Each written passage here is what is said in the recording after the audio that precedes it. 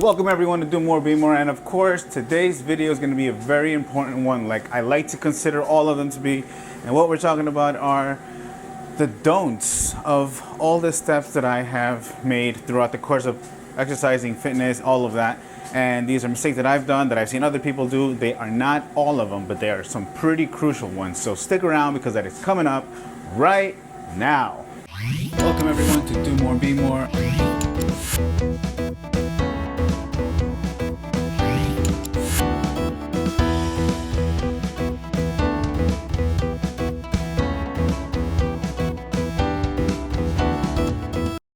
So we'll start with, as far as like lifting goes, lifting too heavy and what some people might consider ego lifting.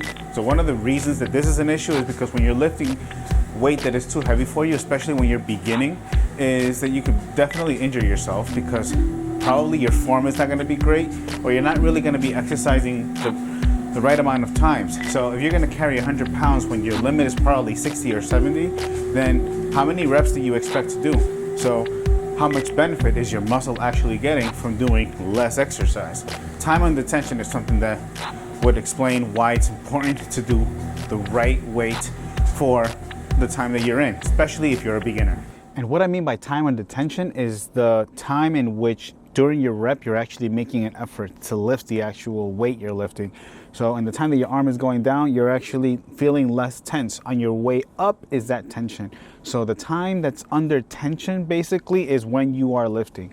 So when you are having a weight that's too heavy, you're limiting the time that's under tension. So that's basically it in a nutshell. In accordance to this, then there's also bad form. So bad form not only will mean that your muscles aren't engaging correctly, but it also means that you can injure yourself probably permanently. One of the things that I have learned through experience through benching is that you have to have your arms set in a certain way, your back in a certain way, and even your feet in a certain way. And if you're doing that incorrectly, you can damage yourself pretty bad. Now, most people will tell you at the gym that they always have something that's bothering them, something that they have pain with. Now, I do have a left shoulder injury that honestly has been with me for the past 4 months now. And I think I've made peace with the fact that I'm always going to have it, but gradually may be getting better.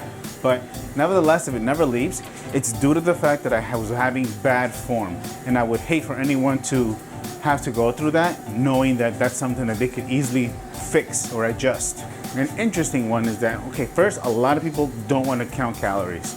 But even among the ones that do want to do it, they either want to go too high or too low. Now that depends, of course, according to their calorie goal. If they want to go on a surplus because they want to bulk, they'll go way too high because they want to get real big, real fast. Or they want to go on a really low calorie deficit because they want to get real thin, real quick. Now, the reason that doesn't work is because one, it isn't safe. Two, you're gonna put expectations on yourself that aren't realistic, which is actually a video that I've done in the past. So that's maybe one that you want to look into. And you end up not meeting your expectations when you think you will, it's a possibility that can affect whether or not you'll continue going. And something that you want to focus on is progress. No matter how fast or how slow, if you're making progress every single day, then there should be no problem.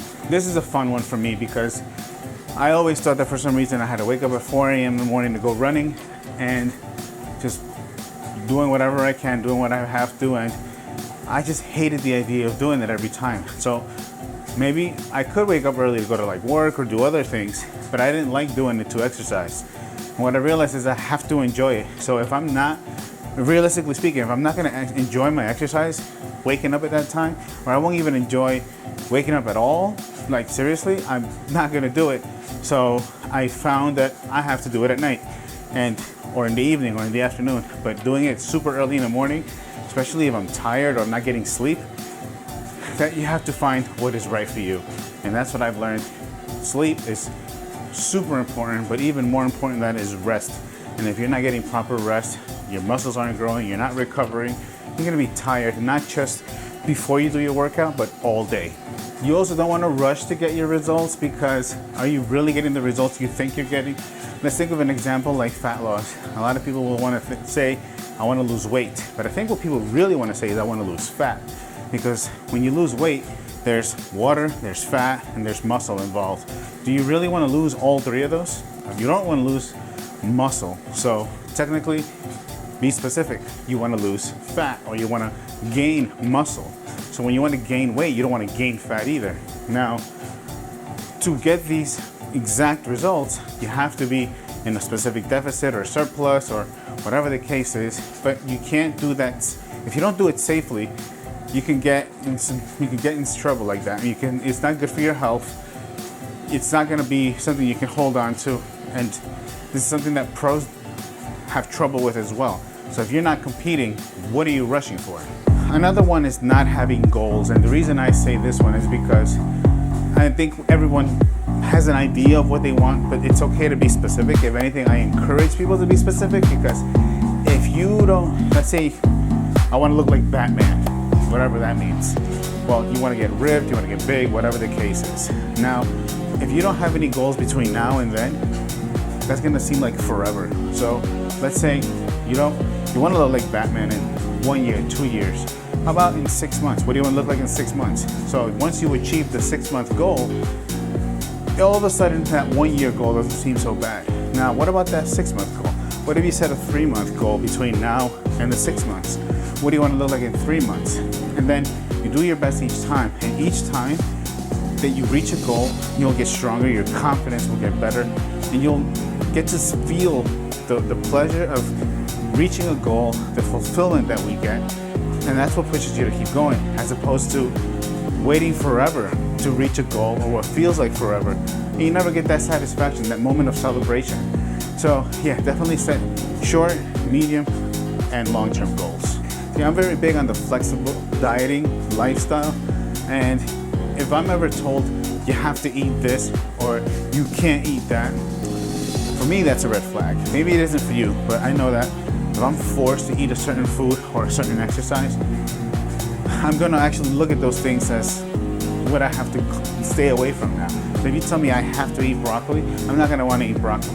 If you tell me that I have to do burpees, I would hate to do burpees. So with that said, be as flexible as you can. Look for alternatives, try new things, and there's no perfect workout. So just try them all and see what you like and go from there. Another thing is that, see, if we've had a bad lifestyle of eating and exercise all our lives, let's say for me, for example, I'm 37. So if I've been out of shape for 34, 35 years, that's 34, 35 years of bad habits. So for me to think that I'm gonna change that all around in 2 years, there's a lot that you can achieve in 2 years. But 2 years versus 34, 35 years, you're barely giving yourself any time. Now, you can always make progress, but you need to give yourself some time.